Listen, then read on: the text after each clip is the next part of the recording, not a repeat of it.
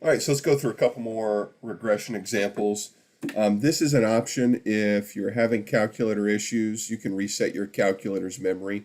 You don't have to do this, but if you want to, hit second, plus sign, 7, 1, and then 2.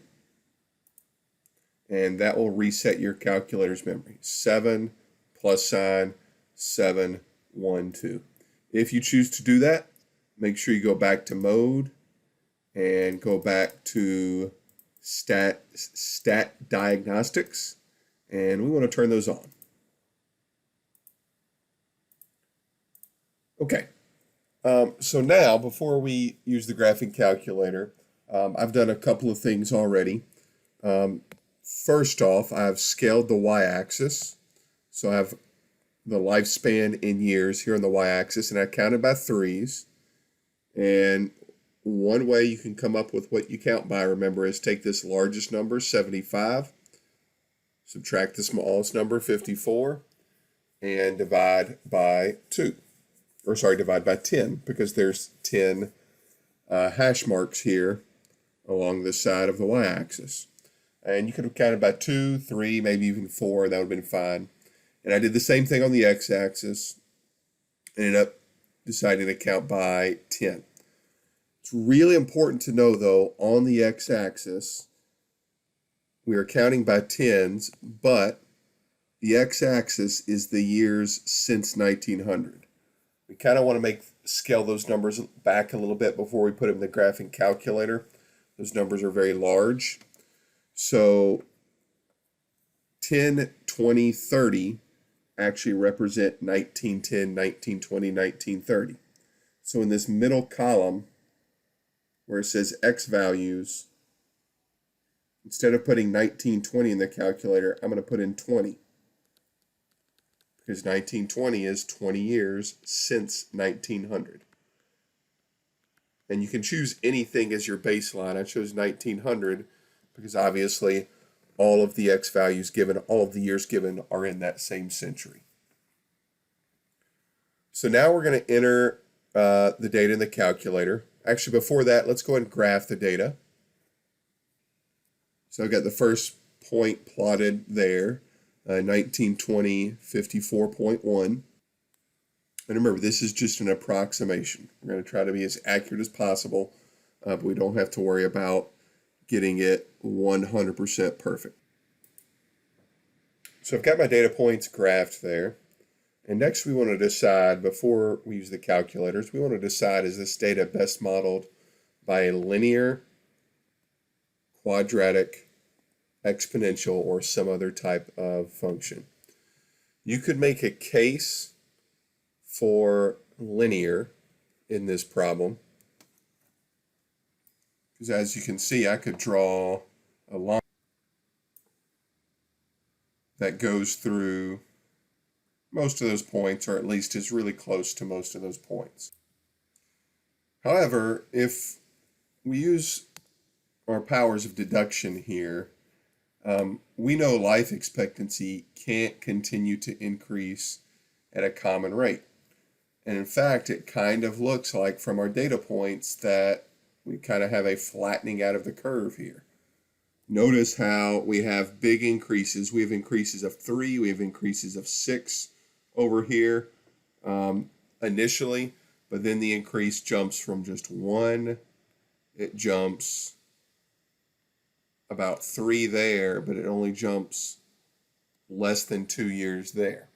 So it kind of feels like life expectancy, that number is, even though it continues to increase, it's increasing at a slower and slower rate.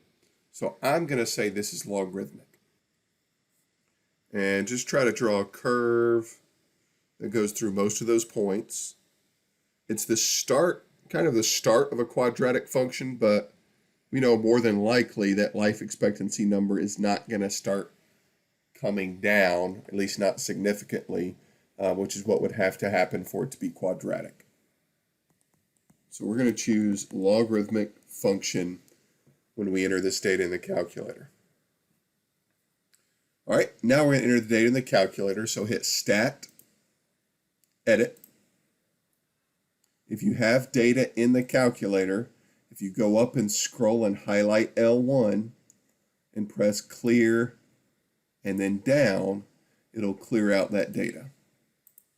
But we resetted the calculator's memory at the beginning, so that's why we have no data there.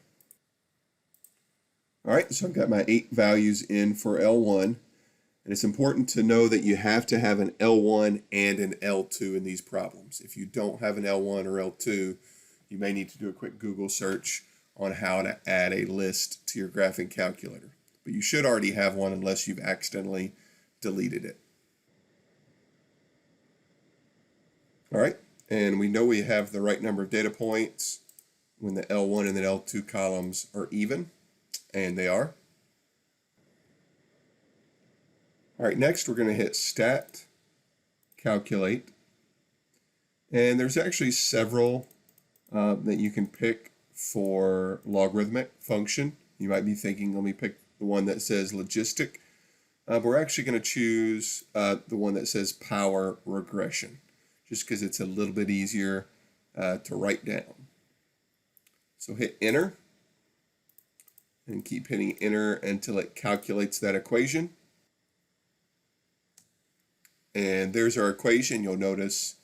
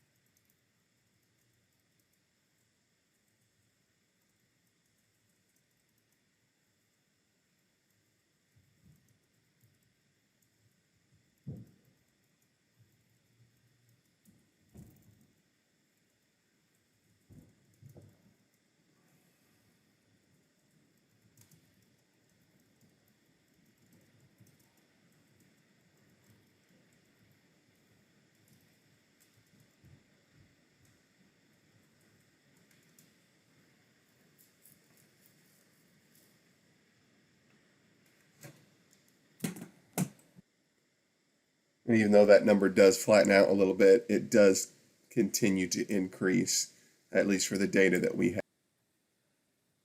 All right, the next question says, according to the line of best fit, when would the average person being born live to 65?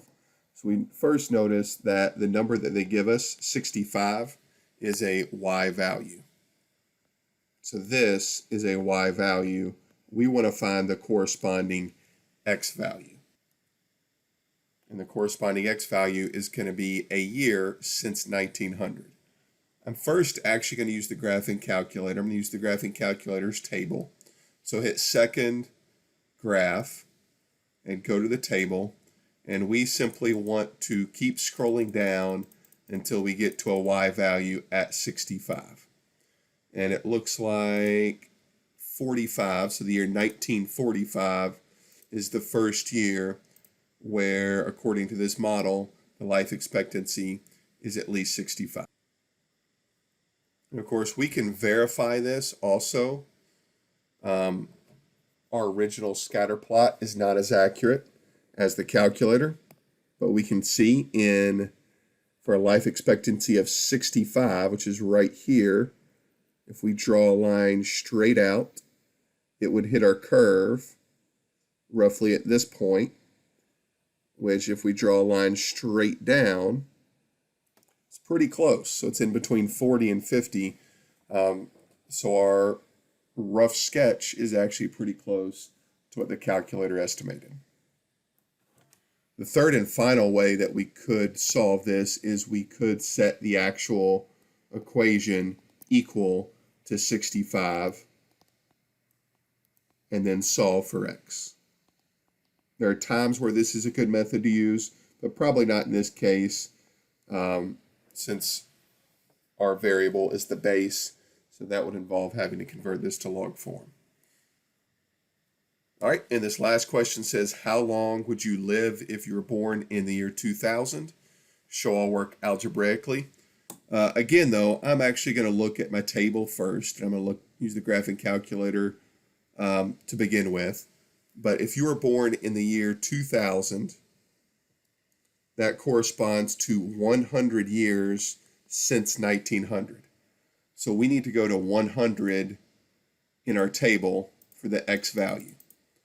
A shortcut is if you hit second window, you can tell your table where you want it to start.